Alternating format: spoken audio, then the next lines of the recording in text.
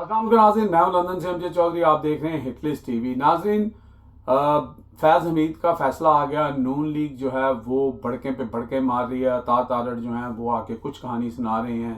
ख्वाजा आसिफ जो हैं वो भी जनाब इसमें अपना हिस्सा डाल रहे हैं और कह रहे हैं कि जनाब सियासत में मुदाखलत और ये सारा कुछ। तो बात करते हैं ज़रा ख्वाजा आसिफ के ऊपर कि ये किस सियासत की बात कर रहे हैं और जो ये खुद हरकतें करते रहे हैं, जनरल बाजवा के बारे में जो कहते रहे हैं, उसके बारे में इनका क्या ख्याल है।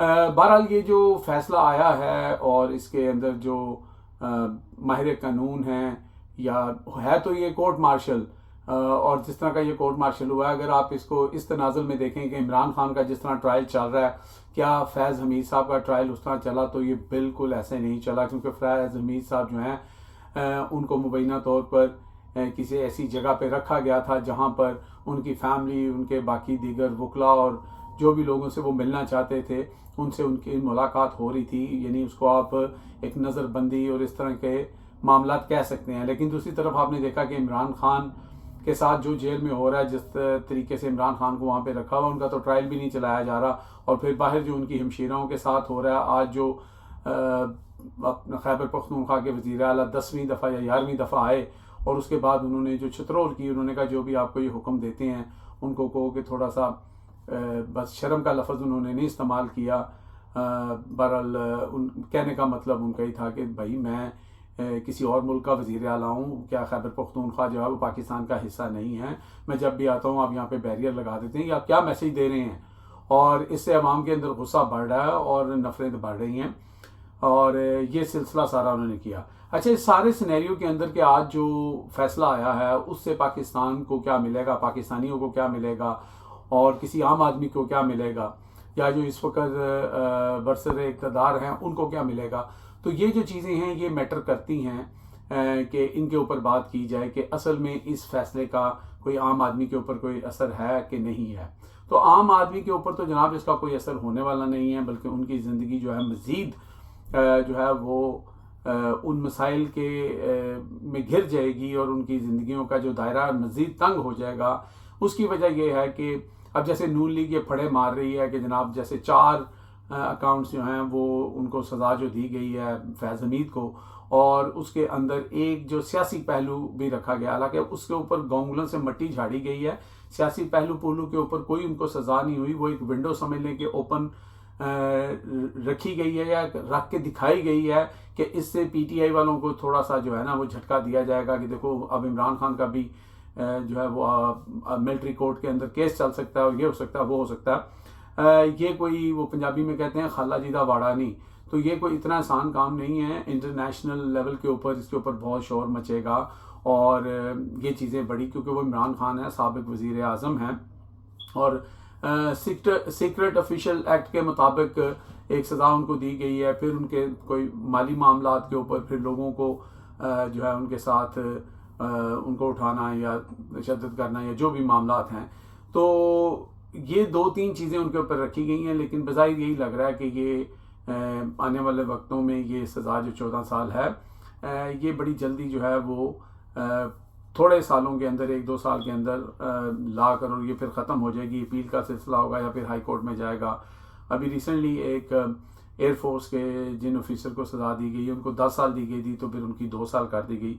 तो ये जो है ना दिखाने की बात और करने की बात है। बहरहाल जिस तरह अदारे को नून लीग इस वक्त कह रही है कि देखें जी खुद एहतसाबी का बड़ा ज़बरदस्त इसके अंदर एक निज़ाम है और सारा कुछ है, तो उसके ऊपर नून लीग से सवाल ये है कि भाई वो ख्वाजा आसिफ जो थे जिनने कहा था कि व्हाट्सएप पे उनकी बात हुई थी, मैसेजिंग हुई थी, ऑन द रिकॉर्ड है, सारी चीज़ें जो हैं वो मीडिया पे आ चुकी हैं कि जनाब मैं हार रहा हूँ, तो उन्होंने कहा नहीं तुम नहीं हारोगे। क्या वो सियासी मुदाखलत नहीं थी? अच्छा, उनके लिए नवाज शरीफ साहब लंदन से बढ़ के मारते रहे एक फैज़ हमीद को और एक retired general chief of army साहब बाजवा को। तो बाजवा साहब कहाँ हैं? चलें बाजवा साहब को एक साइड पे कर देते हैं। ये जो सियासी जो मुदाखलत थी या जो भी उन्होंने किया, आप जो नून लीग वाले जिस तरह 9 मई का साथ रिलेट करते हैं, बाकी चीज़ें करते, तो ये खाली एक बंदा जो फैज़ हमीद था उसने अकेले ने कर लिया। ठीक है, वो एक दफ़ा मैं बात सुन रहा था, किसी ने कहा कि जनाब میں رکشہ چلاتا ہوں، کہتا ہوں یہ وہ شہر میں کہتا جی میں خود ہی رکشہ چلاتا ہوں، خود ہی میں پیٹرول ڈالتا ہوں، خود ہی میں کسٹمر بن جاتا ہوں، خود ہی میں اپنے آپ کو پیسے دیتا ہوں، خود ہی وہ پیسے میں واپس لے کے جیب میں ڈال دیتا ہوں، خود ہی میں گھر جاتا ہوں، خود ہی میں کھانا بناتا ہوں، خود ہی میں کھانا کھاتا ہوں، اور خود ہی میں پھر جو ہے وہ ملازم والا کام کرتا ہوں، پھر وہ ملازم والی تنخواہ بھی میں خود ہی کو دے لیتا ہوں. تو یہ اس طرح کی خود ہی کا معاملہ ہے کہ سارا کچھ فیض حمید نے کیتا ہے. یعنی کہ ان کے کسی جونیئر آفیسر، کوئی ان سے اوپر والے جن کے احکامات انہوں نے لیے تھے یا کوئی اور چیز، کوئی دوسرا بندہ اس میں شامل نہیں ہے. تو اس سے آپ کو لگتا ہوگا یا ظاہر ہو رہا ہوگا یہ کس طرح کا ٹرائل ہے، اور یہ کس طرح کی یہ جو سیاست میں مداخلت اور یہ ساری چیزیں جو ہے نا، کیونکہ وہ ریٹائرڈ ہوئے، ان کو تھوڑا عرصہ ہوا تھا، تو 2-2.5 سال تک وہ اس میں ایکٹیویٹی میں حصہ نہیں لے سکتے تھے. تو اس کے اوپر سننے میں یہ بھی آیا کہ فیض حمید صاحب نے بہت ساری ایک لمبی لسٹ دی تھی جس کے اندر سیاستدانوں اور جن کے اوپر بات تھی ان سب کے نام تھے، لیکن ان کو نہیں بلایا گیا، کیونکہ اگر ان کو بلا لیتے تو پھر شاید باجوہ صاحب کو بھی بلانا پڑتا، کیونکہ باجوہ صاحب کی اسٹوریاں سیاست کے اندر مداخلت کی تو جو ہیں وہ بھری پڑی ہیں.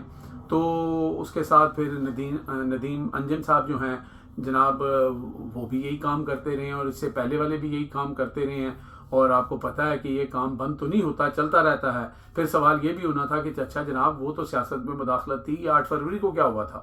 ٹھیک ہے، وہ جو فوٹیج لوگوں نے دیکھی، جو بکسے اٹھائے گئے، جو وردی میں ملبوس لوگ جو تھے انہوں نے جا کے دروازے توڑے، وہ سارا کچھ ہے، وہ فوٹیج سامنے موجود ہے.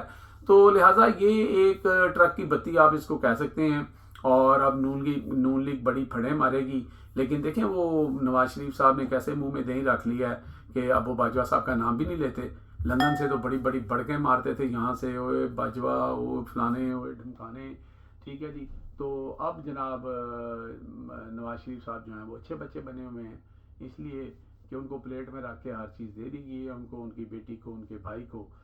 یہ ساری صورتحال ہے. تو اس کے اوپر نہ تو زیادہ پریشان ہونے کی ضرورت ہے.